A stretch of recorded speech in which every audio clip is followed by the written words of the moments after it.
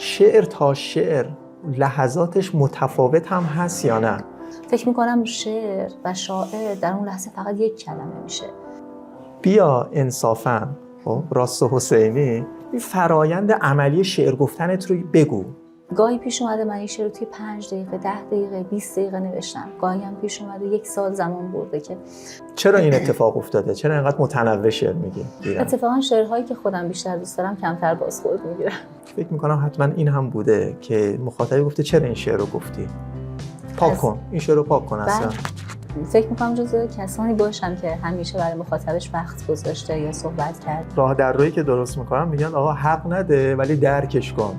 یه دوستی بود میگفت من 10 ساله دارم مینویسم و بهش گفتم که پیشنهاد میکنم فعلا ننویس و بخون. سفالگری چقدر تأثیر گذاشته توی شعر گفتنت؟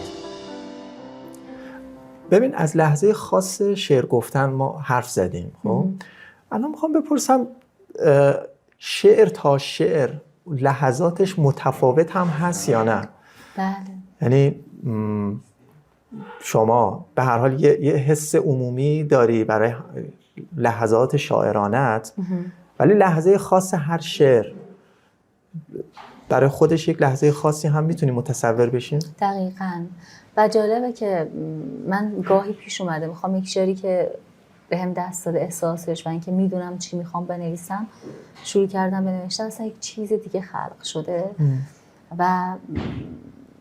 و این سوالتون که میگید اون احساسات نوشتن اون شکل شبیه همه، واقعاً مثل مامان من که همیشه میگه این 10 تا انگشت برادر هستن برابر نه، دقیقاً اون شعر نوشتن هم حتما یه فرقی توشون ایجاد میشه، یه تفاوتی وجود داره توی. پس بذار الان جای خوبی رسیم، بذار من سوالو صریح‌تر بپرسم. بیا انصافاً راست و حسینی این فرایند عملی شعر گفتنت رو بگو. من فکر میکنم تا حالا جایی نگفته باشی. نمیدونم این حس از کجا میاد. خب چون واقعا خیلی شخصی و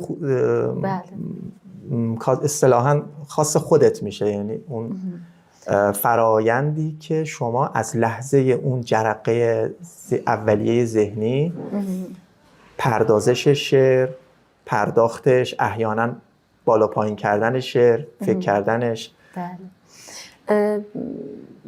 وقتی اون حس برای من ایجاد میشه قطعا باید فاصله بگیرم از جمع، یعنی اصلا نمیتونم توی جمع بنویسم مگر اینکه اون شعر رخ داده باشه و من چند بیتش رو نوشته باشم و مجبور باشم که یعنی نتونم اون جمع رو ترک کنم. کلا یک جهان میدونید انگار توی خودم غرق میشم دیگه، بیرون رو نمیبینم، شروع میکنم بنوشتن. ولی از لحظه‌ای که ایجاد میشه و میخوام بنویسم شاید ممکنه یک کلمه باعث بشه که من تحت تاثیر اون کلمه قرار بگیرم، یک دفعه اون بهش فکر کنم و تبدیل به یک بیت بشه و گاهانم مثلا شعر به من میگه کدوم سمت برو، یعنی اون بیتی که حتی اون کلمه به من میگه که الان تو این مسیر رو برو. و فکر میکنم شعر و شاعر در اون لحظه فقط یک کلمه میشه، یعنی اون کلمه تعیین کننده که برای تو مسیر رو مشخص میکنه و تو دیگه مجبوری کند و کاف کنی و ادامه بدی و به یک سر و سامانی برسونی. گاهی پیش اومده من این شعر رو توی 5 دقیقه 10 دقیقه 20 دقیقه نوشتم. گاهی هم پیش اومده 1 سال زمان برده که یک شعر. می‌خواستم اتفاقا همین رو بپرسم که معمولا چقدر طول میکشه؟ آره یک شعری رو نوشتم بعد گذاشتم و من معتقدم که وقتی یک شعر نیمه کاره میمونه هنوز جهانش کامل نشده و به مرور خود اون شعر خودش رو به مرور کامل میکنه، یک جایی تلنگری میخوره و اون بیدار میشه، حالا به خواب رفته بیدار میشه و کم کم بلند میشه و خودش رو تکانی میده و دوباره خودش رو خلق میکنه، در تو به یک رستاخیزی میرسه. حالا جدا از اون مثالهای خاص که مثلا فلان شعر 1 سال طول کشید، معمولا یعنی بیشتر شعرها، درصد بیشتر از شعرهای شما چقدر طول میکشه از لحظه اون جرقه اولیه و اون اشراقی که در شما شکل میگیره تا لحظه انتشار عمومی؟ فکر میکنم شاید 24 ساعت. در 24 ساعت؟ بله. یعنی وقتی ما شعری از شما در شبکه‌های مجازی میبینیم این 24 ساعت قبلش جرقش خورده؟ اغلبش این شکل. ولی گاهی هم نه. من یک بارها پیش اومده، شاید بگم بیش از 10 بار که من خود صفحه مجازی رو باز کردم و شروع کردم همونجا مشغول نوشتن شدم و یعنی مطمئن شدم که این شعر هیچ مشکلی نداره بدون اینکه وارد یادداشت‌هام بشم و اونجا ثبت کنم. یه وقتایی یه ریسکای دیوانه‌وار این شکلی دارم. و ببین صرف نظر از اینکه شاعر پرکاری هستی و شعرهای زیادی ما از شما شاهد هستیم، زمینه‌های متنوعی هم شعر میگی. یعنی خودت اشاره کردی اون اشعار عاشقانه‌ای که با اون شروع کردی، اشعار آیینی از شما هست، اشعار اجتماعی که پس زمینه مهاجرت درش پررنگ هست، غربت، هویت. چرا این اتفاق افتاده؟ چرا اینقدر متنوع شعر میگی؟ چون احساس میکنم خیلی اشراف دارم به زیستم. یعنی خیلی متصل لحظه هایی هم که توی زندگیم رخ میده یا وجود دارن. این شعرها خودت هستی؟ دقیقاً. مثلا حالا قاعدتاً گفتگوی دوستانه است دیگه. خیلی از دوستان من میگن مثلا شاید چرا انقدر شعر آیینی مینویسی یا چرا شعر عاشقانه مینویسی. من میگم شاعری که با خودش صادقه ناگزیره. من اصلا هرگز پیش نیومده که برای خوشایند کسی نوشته باشم. اینو صادقانه میگم. در این سالها هر چی بوده برای دلم بوده. یعنی برای چیزی که زندگی کردم بهش معتقد بودم، بخش پررنگ از زیستم بوده.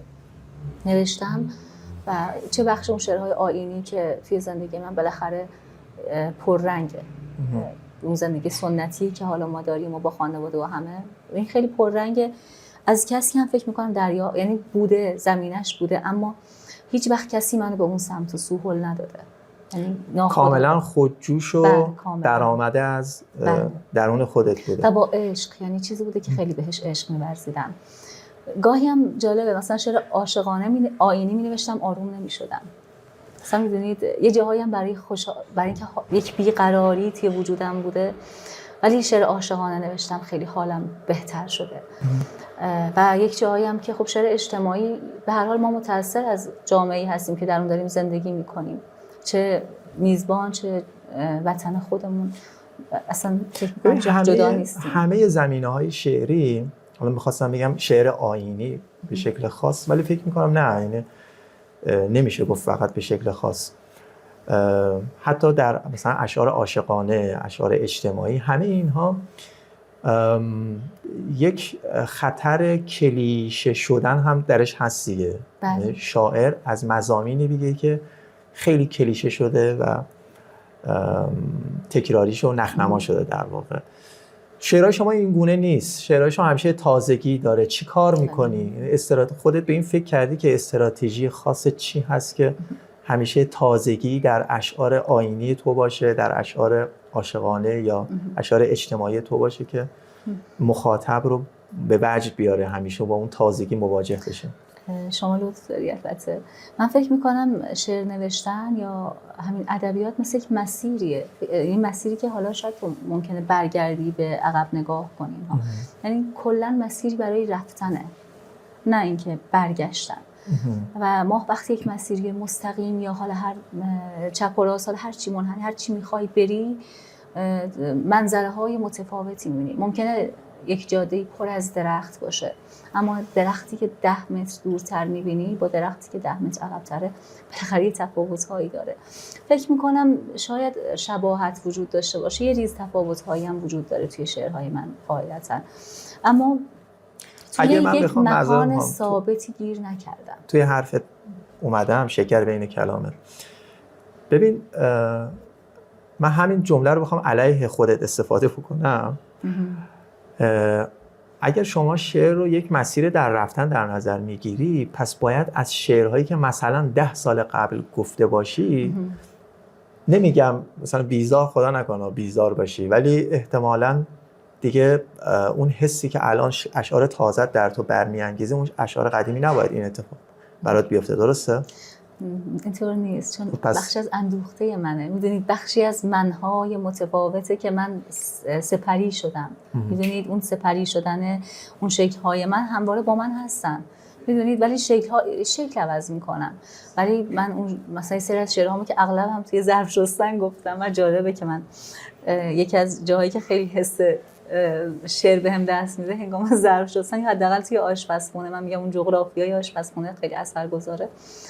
حالا هرچند که به قول مادرم خیلی زن زندگی هم نبوده و نیستم، ولی خیلی شعرهای آنی که بهم دست داده و نوشتم شعرهایی بودن که بعدها هم اون حس رو تجربه کردم، اما هیچ وقت نتونستم شبیه اون بنویسم. چرا؟ چون من در گذارم. یه نکته‌ای که به ذهن من میرسه از عشق، از وطن، از به خصوص مناسبت‌های آیینی گفتن، خواه ناخواه مستعد کلیشه شدن هم هست. ولی شعرهای شما همیشه تازگی داره و از این کلیشه گویی و کلیشه شدن دوره. بگی خودت مثلا آگاهانه فکر کردی که چه استراتژی انتخاب کردی؟ چی کار میکنی که از این فضا دور میشه؟ خواهش میکنم. من اول که فکر نکردم بهش، مثلا حتی به کلیشه بودنش و اینها فکر نکردم، چون بالاخره ما در تداوم خودمون در حرکت میکنیم. فکر میکنم تاثیر کتاب‌هایی که آدم مطالعه میکنه، آدم‌هایی که باشون آشنا میشه، اون جهان ادبی شاعرانی که دوستش داری، ممکنه تاثیراتی روی شعرهای تازه بذاره به جهت اون آشنایی‌های تازه و ممکنه خب شباهتی هم با شعرهای گذشته داشته باشه از لحاظ زبانی یا حتی از لحاظ عاطفی، ولی به نظر به هر حال یه رد پایی همواره از خود در شعرها هست دیگه و نمیشه گفت قاعدتاً شبیه خودت نیستی. ممکنه یه لحنت، بیانت، عاطفت، شکلش کمی عوض شده باشه دیگه. خودت حتما اینجور هست که از یه سری شعرها بیشتر خوشت اومده؟ در چه فضایی؟ همون عاشقانه و آینه؟ در همه فضاهایی که داری شعر میگی بعضی شعرات رو بیشتر دوست داری؟ شعرهایی که به سمت اسطوره یا مثلا تغزل میرن و خیلی بیشتر دوست داری. مخاطبانت چطور؟ یعنی چی مخاطبان؟ یعنی آیا حس کردی که مثلا بعضی شعرها بیشتر بازخورد میگیرن، بازخوردهای مثبت بیشتری میگیرن؟ اتفاقا شعرهایی که خودم بیشتر دوست دارم کمتر بازخورد میگیرن. آها، برعکسه. بله، یعنی یه وقتی انتظار ندارم از شعری که بازخورد زیادی بگیره یا مثلا مخاطب بیشتری بپسنده، اون شعر بیشتر دیده میشه. ولی یه وقتایی هم یه احساس میکنم یه شعر خیلی معمولی تر از نظر خودم نوشتم، اما فکر میکنم که خیلی وایرال میشه، خیلی مشخصه که دیده شده. این برعکس ویژگی سلبریتیه دیگه. میگن سلبریتی از خودش چیزی نداره، نگاه میکنه که ذائقه مخاطبانش چگونه است، بیشتر به اون سمت میل میکنه. بله. و شما کاملا برعکس داره اتفاق میفته. من اصلی یعنی البته که همیشه احترام میذارم به مخاطبم، چون فکر میکنم بخش پررنگی از زندگی یک هنرمند مخاطبشه، چون تغذیه میکنه از مخاطب به هر حال. اما من این خوشبختانه یا متاسفانه خیلی به این فکر نکردم که چه چیزی برای خوشایند کسی بنویسم. هر چیزی که دلم منو به سمتش برده نوشتم و همیشه به این توجه داشتم که چی دلم میخواد و فکر میکنم چی درسته، اون رو نوشتم. مثلا شعری بوده که یه مخاطبی اون ورش حتما هستا که مثلا شعر بوده مخاطبان گفتن چقدر شعر خوبیه و ممنون که این شعر رو گفتی. در عکسش چطور؟ مثلا شعری بوده فکر میکنم حتما این هم بوده که مخاطبی گفته چرا این شعر رو گفتی؟ پاک کن، این شعر رو پاک کن اصلا. یعنی از لحاظ فنی مثلا ادبی و اینها؟ نه از هر لحاظی، مضمونی، محتوا. بله خیلی خیلی زیاد. اتفاقا دوره‌هایی بوده که من وقتی نوشتم و شما پاک کردی شعر رو؟ نه. میشه بگی مثلا بعضی از شعرها مضامین اجتماعی بوده که خیلی باهاش تنش هم برای من ایجاد می‌کرد، مثلا اون زمانی که کابل سقوط کرد و من هر شب یک شعر علیه طالبان می‌نوشتم. خیلی فشارهای زیادی رو تحمل می‌کردم. یعنی میگفتن این شعر رو نگو مثلا یا حذف کن؟ آره میگفتن خیلی شعر سیاسیه و انقدر سیاسی نوشتن اصلا درست نیست و آسیب رسانه هم به شخصیت هنری تو، هم به مثلا به زندگی اجتماعی تو ممکنه آسیب برسونه. چقدر به مخاطب حق میدی؟ خب مثلا اون مخاطب شعرهای توئه، خب چقدر بهش حق میدی که اینقدر با صراحت بیاد اظهار نظر بکنه؟ یعنی در این حد که بگه این شعر رو نگو. همونقدر که خب وقتی به من میگه نگو و من مینویسم و بهش حق نمیدم قاعدتاً. یعنی حق نمیدی؟ آره چون من میگم که اگر واقعا آسیب میبینی یا آزارت میده دیگه من از یک جا بعد این لینک باید قطع بشه. اینجور مواقع ببین، اینجور مواقع راه در رویی که درست میکنن میگن آقا حق نده ولی درکش کن. پس اینجور سوالم اینطور بپرسم که آیا اون مخاطب اصلا درک میکنی؟ بله میفهمم و حتی خیلی جاها پیش اومده که گفتگو کردم باهاشون. یعنی فکر میکنم جزو کسانی باشم که همیشه برای مخاطبش وقت گذاشته یا صحبت کرده یا ساعتها وقت گذاشتم جواب پیام هاشون رو چه توی دایرکت یا توی هر پیام رسانی جواب دادم، چون همیشه میگم برای من اهمیت داشته و خوشحال بودم از این چیزی که شعر به من داده. یعنی اون روابط انسانی محترمانه‌ای که همیشه وجود داشته رو هنر به من داده و یا حتی یه بخشی از انرژیمو از اون مخاطب گرفتم. سعی کردم وقت بگذارم و در مورد شرایط اجتماعی خودم، روحیاتم و چیزهایی که باعث شده بنویسم خواستم بگم که اگر نمیپذیری حداقل بدون که من تو چه شرایطی قرار دارم. بیشتر مخاطبان شاعرها هستن یا مردم عادی؟ شاعرها هستند اما مخاطبان که اهل ادبیات هم هستند بیشترند. شعر هم میفرستن که این رو بخون نظر بده؟ بله. کار سختی نیست؟ خیلی سخته ولی ناگزیرم. من خودم به عنوان یک داستان نویس واقعا برام سخته که مثلا داستان براش میفرستن. سخت به این معنا که تو نمیدونی که الان مثلا با چه مقیاس و چه ملاک‌هایی در مورد اون اثرش گفتگو بکنی. درسته. من خب جالب مثلا بگیم به درد نمیخوره، واو خیلی عالی هست، این طیف رو چقدر باید رعایت بکنی چون باید مخاطبتو بشناسی وگرنه ممکنه که یه تاثیر بدی روش بگذاره که مثلا تو به عنوان منتقد متوجه نیستی، ولی سالهای سال در اون آدمی که تازه به شعر گفتن شروع کرده تاثیر خودش رو بگذاره. من جالبه اگر کسی این برنامه رو ببینه و برای من شعر فرستاده باشه قاعدتاً به این فکر میکنه که توی کم اولین چیزی که از من پرسیده اینه که چند وقت شعر می‌نویسی، چه مطالعه‌ای داشتی، چقدر وقت گذاشتی برای شعر و بعد با توجه به چیزی که دریافت میکنم از ایشون در مورد شعرش صحبت میکنم. بوده کسانی که مثلا میگه من 2-3 ماه نوشتم و واقعا من شگفت زده شدم از شعرهاش.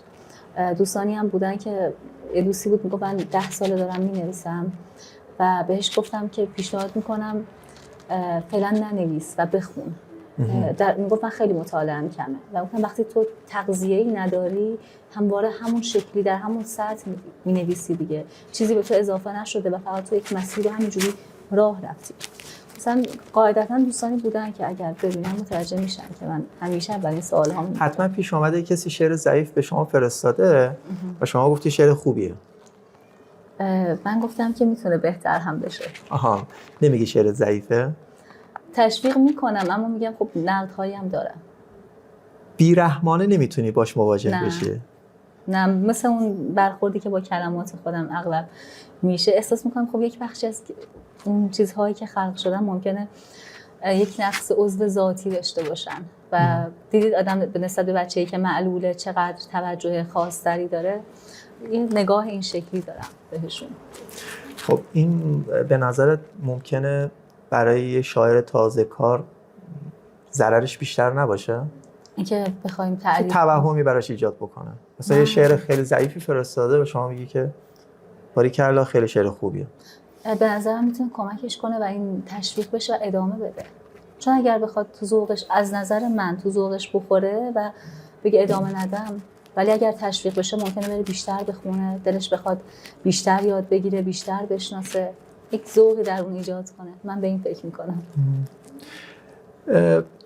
هم توی این سوال آخرم هم قبلتر چند دقیقه قبل مستقیم و غیر مستقیم اشاره کردی که شاعری که میخواد شعرهای تازه بگه احتمالاً باید مطالعات گسترده‌ای داشته باشه، فیلم دیده باشه، با آثار هنری مواجه شده باشه. چقدر بقیه هنرها کمک میکنه؟ جواب دادی ها، میخوام که یه مقدار دقیق‌تر و خاص‌تر در موردش حرف بزنیم. بقیه هنرها چقدر کمک میکنن به هنر شعر؟ به نظر من خیلی همه هنرها به هم دیگه وابستن. مثل موسیقی که من بهش فکر میکنم، مثلا موسیقی بی کلام خیلی گریم میگیره، یعنی خیلی شوریدگی عجیبی در من ایجاد میکنه و منو ترغیب میکنه به نوشتن. یا فیلمی که میبینم، اخیراً یه فیلمی دیده بودم جایی که خرچنگ ها آواز میخوانند. و بعد شعر گفتی. خیلی تحت تاثیر، اصلا شعری تو فضا ننوشتم اما من خیلی تحت تاثیر قرار داد و شعر دیگری کاملا متفاوت از اون خلق شد، اما یک حسی رو در من بیدار کرد. نمیدونم کدوم قسمت از اون فیلم باعث شد چیزی در وجود من بیدار شد بنویسم. یا کتاب‌هایی که میخونم، خیلی قبلتر گفتیم در دنیای تو ساعت چند از صحبتش شد و گفتم این فیلمی که خیلی من دوستش دارم و فکر میکنم از چند بار دیدن این فیلم هرگز خسته نمیشم و این همیشه منو هول میده به سمت کتاب خوندن. یک سری از فیلم ها منو هول میدن به سمت کتاب خوندن، اما چیزی که همیشه بهش اتکا داشتم کتابه. پس همه این هنرها توی شعر گفتن حتما تأثیر داره؟ بله. بعضی هنرها بیشتر؟ برای هر کسی متفاوت میتونه باشه. من مثلا سفال خیلی روی ادبیات من اثر گذاشت. خوب شد اینو اتفاقا می‌خواستم ازت بپرسم. ببین تو سفالگرم هستی، نویسنده خوبی هم هستی، مثلا تو بین ششمین کتابت کتاب یادداشت هستی، فصل اشیا، و اونجا داری یادداشت‌های خودت رو در طول سالیان مختلف که نوشته بودی اینا رو توی اون کتاب منتشر کردی. سفالگری چقدر تأثیر گذاشته توی شعر گفتنت؟ تکمیلش کرده؟ خیلی به من کمک کرده سفال. اول اینکه به شخصیت خودم کمک کرد، اینکه من صبورتر کرد. یک آدمی بودم که خیلی حرکتم تند بود، تند زندگی می‌کردم و سفال باعث شد که کمی قرار بگیرم، میدونی یک سکینه ایجاد بشه برای من. ولی توی شعر هم خیلی اون خاک، اون اسطوره خاک خیلی اثرگذار بود. اون خالق بودن، خلق کردن به شدت اثرگذار بود. مدت‌ها من خب با این توضیحت من فکر می‌کنم پس سفال یه جورایی ترمز تو رو میتونه بگیره. ببین شعر از یک بیقراری میاد، سفال از یه طمأنینه. نمیدونم این حرفام چقدر چیز هست. جالب، این سوال قبلا کسی پرسیده بود و میگفت که باید تو رو مثلا چون شعر یک جنون سر به هوا و یه سرکشی داره و سفال یک کار آرام صبوریه، ولی برای من اینجوری نبوده. در من بسیاری از احساسات رو اضافه کرده. من اون جنون رو اتفاقا لحظه‌ای که گل و لمس کردم اولین بار ناخودآگاه، بدون اینکه بدونم چرا دارم گریه میکنم، اضافه کردن اتفاقا شوریدگی منو خیلی زیاد کرد، ولی در عین حال آدم یک صبور شوریده. و شعر رو برای نوشتن همیشه عجله داشتم، اما حالا اون جنون رو نگه میدارم و آهسته به کار میبرم و میدونم کجا یعنی رقم بخوره این شعر. سوال بیرحمانه بپرسم، اگر بین شعر و سفال ناچار بشی فقط یکی رو انتخاب بکنی؟ شعر؟ پس سفال در خدمت شعرت هست؟ بله فکر میکنم. البته خب خیلی هم از جهت‌های دیگه هم به من خیلی کمک کرد سفال. مثلا به سلامتیم خیلی کمک کرد. باعث شد که من یه مشکلی داشتم که دست چپم تقریبا از کار افتاده بود و مجبور بودم خیلی دارو استفاده کنم اینها و خودم بلند شدم و گفتم باید یه کاری بکنم. رفتم یه مدتی توی کارگاه یه پیرمردی توی همین اطراف قم، توی همین سمت زنبیل آباد و اینها، یه تیکه گل بهم داد و گفت شروع کن به ورز دادن و برو بشین پشت چرخ و کار کن. گفتم من هیچی بلد نیستم.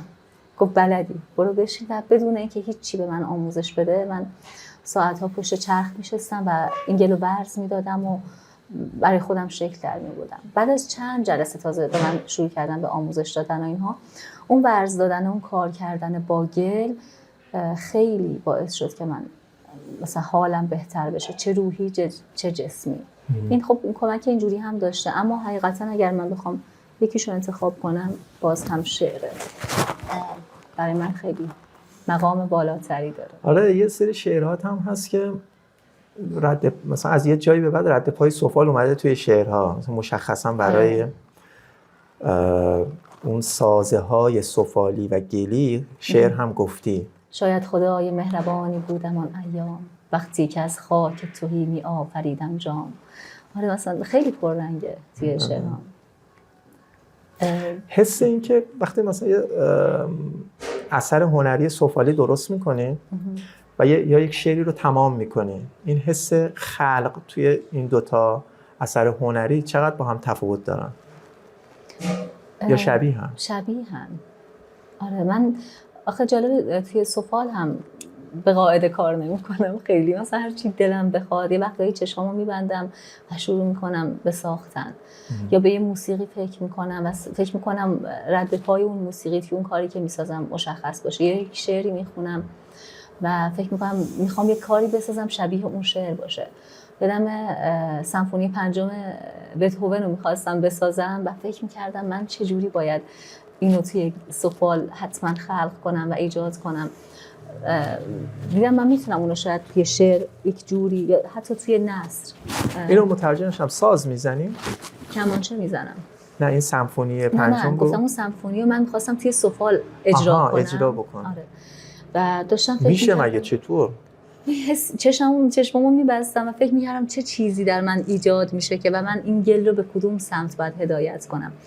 هیچ وقت کاسه و ظرف و چیزهای مصرفی نساختم من، یعنی هر چقدر بخوام فکر کنم که هر چی ساختم هم مثل شعر گفتنم چیزی بودی که برای دلم ساختم. بعد فکر میکردم که چه موسیقی پیدا کنم شبیهش بسازم، چه شعری. یک شعری از آقای الله یاری بود که خیلی من اون کار رو دوست داشتم و خیلی تلاش میکردم شبیه اون شعر یه کاری بسازم، ولی میگم هیچ وقت به قاعده نبوده. یا امام حسین کجا بریم؟ وطن چیه؟ فکر کردن به یک سری از چیزها حتی در خلوتم منو میترسونه. به نظرت شعرهای تو شبیه افغانستان میشه یا شبیه ایران؟ یه عده اومدن میگن که چرا تو لال شدی، چرا خفه خون گرفتی، حالا اینا رو. اینجا وطن منه، من کجا باید برم؟ جایی که متولد شدم. هر موشکی که سمت تو می آمد اول میان خانه من افتاد. توی مدرسه وقتی میگن که اتباع افغانستانی دستشون بالا بیان اینور بایستن، نمیدونم. به هر حال ما در روزهای جنگ هستیم، موشکباران و بمباران. باشه خدا ما تلاش میکنیم که زنده بودن خودمون رو ثابت بکنیم